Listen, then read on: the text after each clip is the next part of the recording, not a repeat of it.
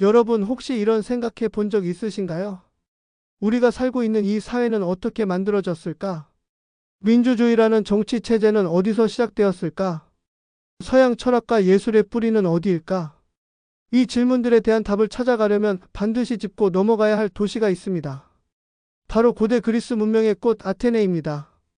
아테네는 단순한 도시국가가 아닙니다. 세계 최초의 민주주의가 태어난 곳이며 서양 철학, 예술, 학문이 꽃피운 장소이자 고대 세계에서 가장 찬란한 황금기를 맞이한 도시국가였죠. 아테네의 탄생. 아테네의 역사는 무려 기원전 3000년경으로 거슬러 올라갑니다. 에게의 문명 속에서 성장한 아테네는 본격적으로 도시국가로 발전한 시점이 기원전 8세기경입니다. 초기 아테네는 왕이 통치하는 왕정군 주제를 채택하고 있었습니다. 하지만 시간이 지나면서 귀족들이 점차 힘을 가지게 되었고 왕의 권력이 약해지면서 귀족정으로 변했습니다. 그런데 문제는 귀족들이 정치를 독점하게 되면서 평민들이 큰 불만을 가지기 시작했다는 점이었습니다. 특히 빚을 갚지 못한 사람들이 노예로 전락하는 일이 많아지면서 시민들의 분노는 점점 커졌죠. 결국 이런 불만을 해결하기 위해 대대적인 개혁이 필요해졌습니다. 이때 등장한 인물이 바로 솔론입니다. 솔론은 아테네의 사회적 혼란을 해결하기 위해 대대적인 개혁을 단행했습니다. 빚을 갚지 못해 노예가 되는 것을 금지하고 이미 노예가 된 사람들을 해방하였으며 재산에 따라 시민 계층을 나누고 일정 재산 이상을 가진 사람들에게 정치 참여 기회를 제공하였습니다. 그리고 공정한 법을 제정하여 귀족들의 횡포를 막았습니다. 솔론의 개혁은 아테네 사회를 보다 공정하게 만들었지만 아직 완전한 민주주의라고 보기는 어려웠습니다. 그래서 또 다른 개혁자가 등장하게 됩니다. 그 주인공이 바로 클레이스테네스입니다. 클레이스테네스는 더욱 강력한 개혁을 추진했습니다.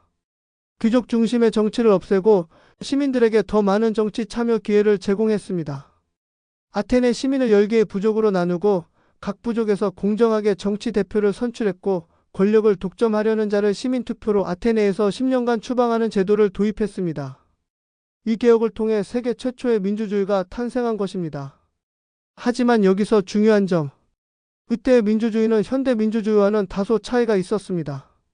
노예, 여성, 외국인은 정치에 참여할 수 없었고 오직 성인 남성 시민만이 투표권을 가졌습니다.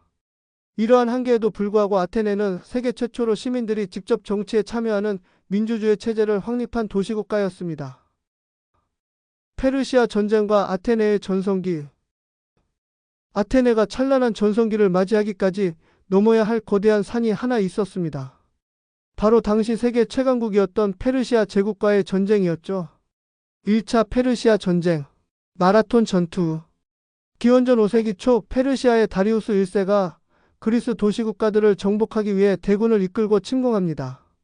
아테네는 작은 도시 국가에 불과했지만 용감한 병사들이 단결하여 마라톤 평원에서 페르시아군을 맞이합니다. 이때만 해도 모두가 페르시아의 압승을 예상했어요. 왜냐하면 페르시아 군대는 약 2만 명, 반면 아테네 군대는 고작 1만 명 남짓. 그런데 믿기지 않는 기적이 벌어집니다. 아테네의 장군 밀티아데스가 기막힌 전략을 세웠어요. 페르시아 군대의 중앙을 유인한 후 좌우 날개에서 적을 포위하는 전술.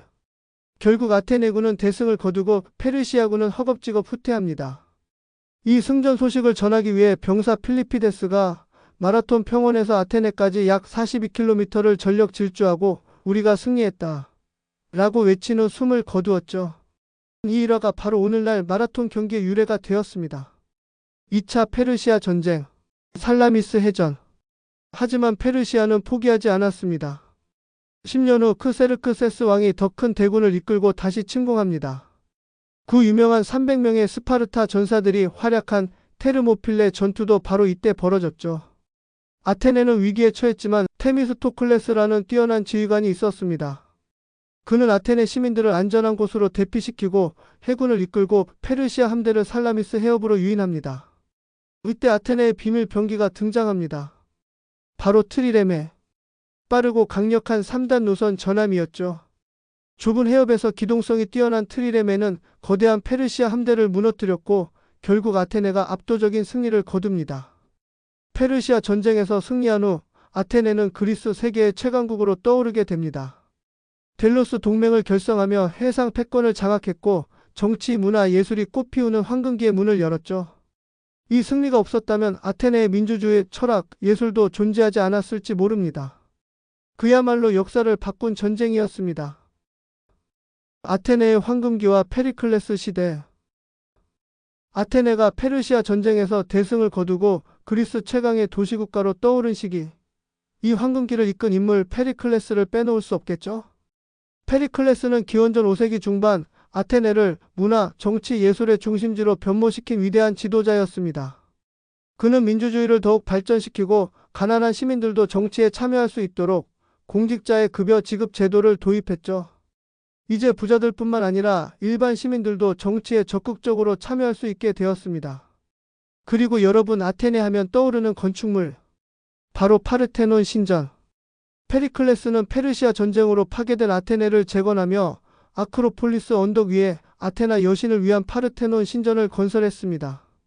지금도 그리스의 상징으로 남아있는 이 웅장한 건축물은 당시 아테네의 위상을 그대로 보여주죠.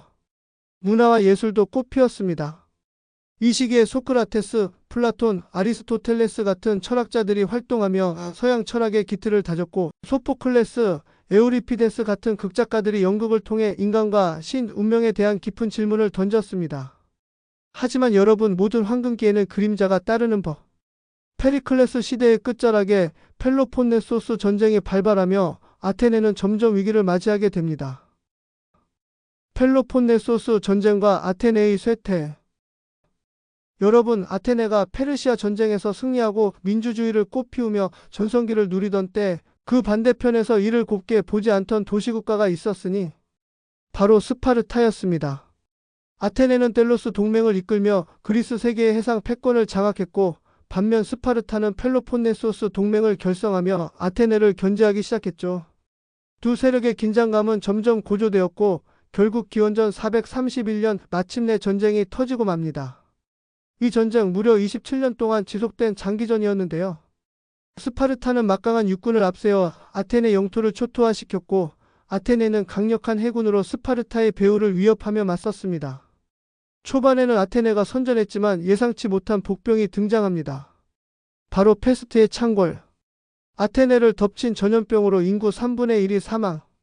심지어 지도자 페리클레스마저 목숨을 잃으며 도시가 혼란에 빠졌습니다.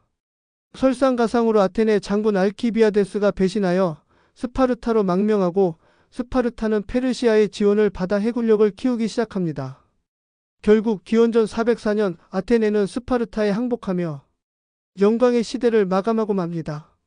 이 전쟁으로 그리스 전체가 쇠약해졌고 결국 마케도니아의 알렉산드로스 대왕이 그리스를 정복하며 새로운 시대가 열리게 됩니다. 현대의 아테네. 아테네는 단순히 역사 속 도시가 아닙니다. 2500년이 넘는 세월 동안 유럽 문명의 심장부로 남아 고대와 현대가 공존하는 특별한 도시로 자리 잡았죠.